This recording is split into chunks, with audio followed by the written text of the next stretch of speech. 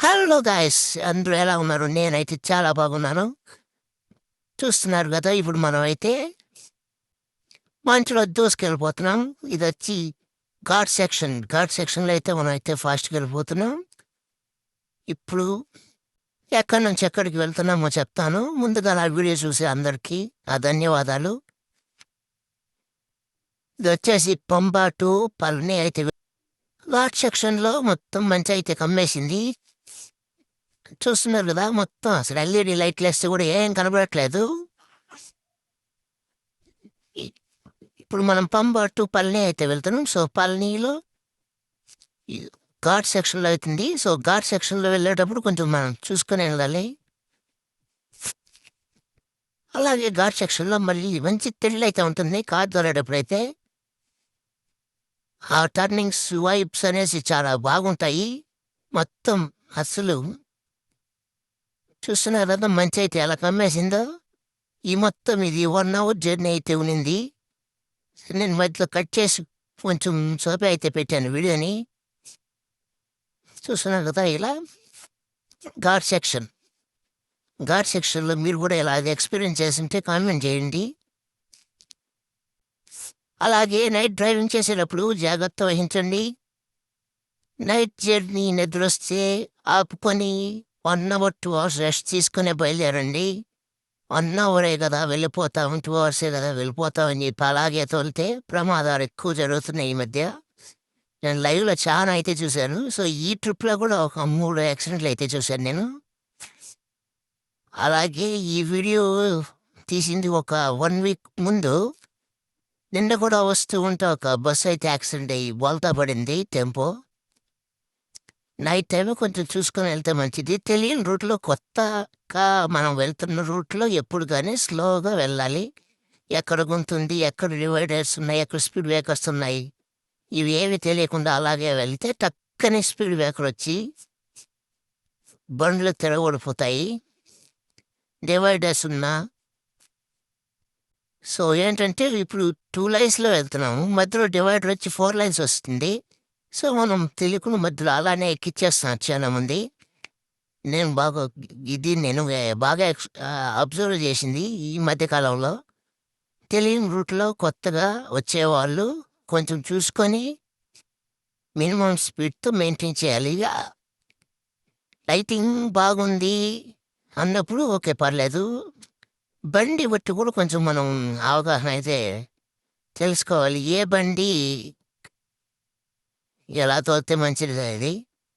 ఇంకోటేంటంటే Fortuner cars కొంచెం పెద్ద బండ్లు, క్రిస్టాలు ఇలాంటివంటే స్పీడ్ బ్రేకర్లు అవి తట్టుకోగలుగుతాయి. చిన్న బండ్లు తట్టుకోలేవు. అన్‌బ్యాలెన్స్ అయిపోతాయి. పెద్ద బండి కొంచెం తట్టుకుంటుంది. దాని గ్రౌండ్ క్లియరెన్స్ గానీ, అవి కొంచెం హైట్‌గా ఉంటాయి. బండ్లు స్పీడ్ బ్రేకర్లు ఎక్కినా, ఇంకేదైనా ఎక్కినా గానీ అవి చిన్న గుంతల్లో దిగినా గానీ, అవి స్టేబుల్‌గానే ఉంటాయి బండ్లు. మారుతి కొంచెం ఇంకా చిన్న చిన్న బండ్లుంటాయి. టాటా ఇవన్నీ చిన్న బండ్లయితే మనకు అన్‌స్టేబుల్ ఉండదది. బండి సైడ్ లాగేయటం. హ్మ్. అలా ఉన్నప్పుడు ఎక్కువ ప్రమాదాలు జరుగుతాయి.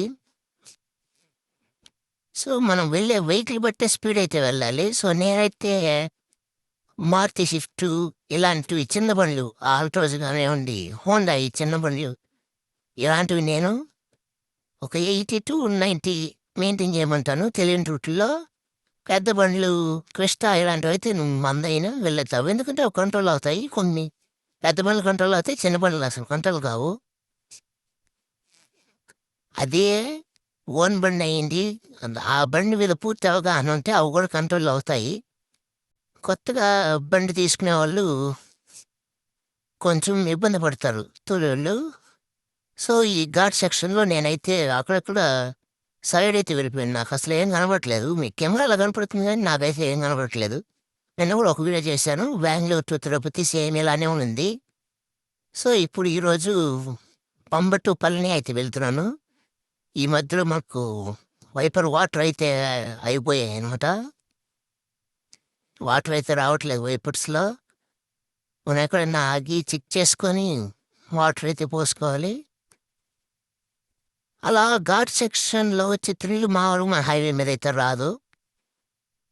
సో, ఘాట్ సెక్షన్‌లో కాబట్టి కొంచెం ఎక్స్‌పీరియన్స్ వస్తుంది ఘాట్ సెక్షన్‌లో.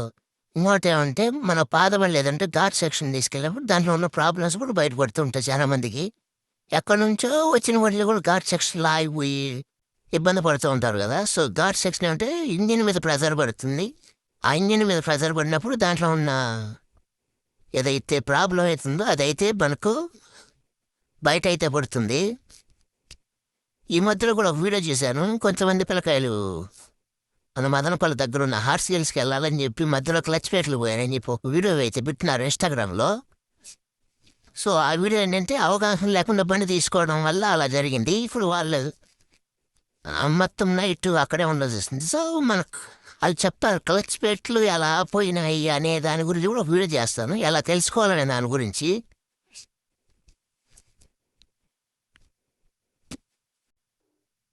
ఇంకోటేంటంటే మన బండి మనం ఎవరికైతే బండి తీసుకెళ్తున్నామో వాళ్ళు ముందుగానే అడగాలి బండి కండిషన్‌లో ఉందా లేదా అని. ఏమన్నా మార్పిచ్చారా లేదా? బ్రేక్స్ అవన్నీ సర్వీస్ చేపిచ్చారా లేదా అని. సో, బండి తీసుకొని వెళ్ళినప్పుడు ఇబ్బంది పడకుండా ఉంటారు. ఇంకోటేంటంటే సెల్ఫ్ డ్రైవింగ్ కార్స్ ఇచ్చేవాళ్ళు, తీసుకునేవాళ్ళు ఇద్దరూ జాగ్రత్తగానే ఉండాలి. మనం ఎవరికిస్తామనేసి ఇచ్చేవాడు ఆలోచించాలి. మనం ఎవరి చేత తీసుకుంటున్నాము, బండి ఎలా ఉందనేది తీసుకునేవాడు ఆలోచించాలి. నేను ఇంతకుముందే కూడా మీకు ఒక వీడియోలో చెప్పాను. ఈ మాదిరిగా మా ఫ్రెండ్ ఒకడు బండి ఇచ్చి మొత్తం ఇప్పుడు బండయితే స్పాయిల్ అయిపోయిందనమాట మొత్తం. యాక్సిడెంట్ అయిపోయి బండి పనికి రాకుండా పోయింది. సో, అలా మనం ఎవరికిస్తున్నాం అంటే ఇప్పుడు మనం ఒక 500 ఎగస్ట్రా ఇస్తున్నాడు కదా! అందరి మీద అని చెప్పి వాళ్ళకి ఇచ్చేయకూడదు బండి. వాళ్ళ అవసరం బట్టే మన సెల్ఫ్ డ్రైవింగ్ ఎప్పుడు గాని ఇవ్వాలి. ఫ్యామిలీకి ఇప్పుడు బండి రానోళ్ళు వాళ్ళు కూడా లైసెన్స్ తెచ్చుకునేస్తారు. హ్మ్. అలాగా కొంచెం మనం చూసుకొని ఎవరికి బండి అవసరమో నిజంగా తెలుసుకొని వాళ్ళకి బండిస్తే మన బండి బాగుంటుంది. మనం బాగుంటాం. వాళ్ళు బాగుంటారు. సో, కొత్త మోజు మీద మనం ఇప్పుడు మనకొచ్చే అమౌంట్ ఉంది గదా! ఎవరైతే ఉందో మనం ఇచ్చేస్తామని చెప్పి బండి ఇచ్చేస్తే మాత్రం వాళ్ళెత్తుకొని గుద్దేస్తే మనం తిరుక్కోవాల్సొస్తుంది. మా ఫ్రెండ్ కూడా అలా చేస్తే కొంచెం మొత్తం బండయితే స్పాయిల్ అయిపోయిందనమాట వాడిది. ఆ చిన్న మేజర్ ఇష్యూ ఏందంటే వాడు తీసుకున్న కొన్ని రోజులుగా తిరగడం వల్ల ఇన్సూరెన్స్ మారలేదనమాట. ఇన్సూరెన్స్ వీడి పైనొచ్చేలోపే అది అలా జరిగిపోవడంతో మొత్తం బండయితే స్పాయిల్ అయిపోయి ఇప్పుడు ఇదయిపోయింది. సో, ఇక్కడ మంచు చూస్తున్నారు గదా! నాకైతే అస్సలు ఏం కనపడట్లేదు ఈ మంచులో. లాస్ట్‌లో గూడా ఇంకా బాగుంటుంది. మంచులో అస్సలేం కనపడట్లేదు. ఎదురుగా వెహికల్స్ వస్తూనే ఉన్నాయి. సో, ఇలా వైపర్ వాటర్ అయితే ఏసుకోవాలి. ఇప్పుడు వాటర్ అయిపోతే అయిపోయిందనమాట. అలా ముందుకెళ్ళైతే వాటర్ ఏసుకోవాలి.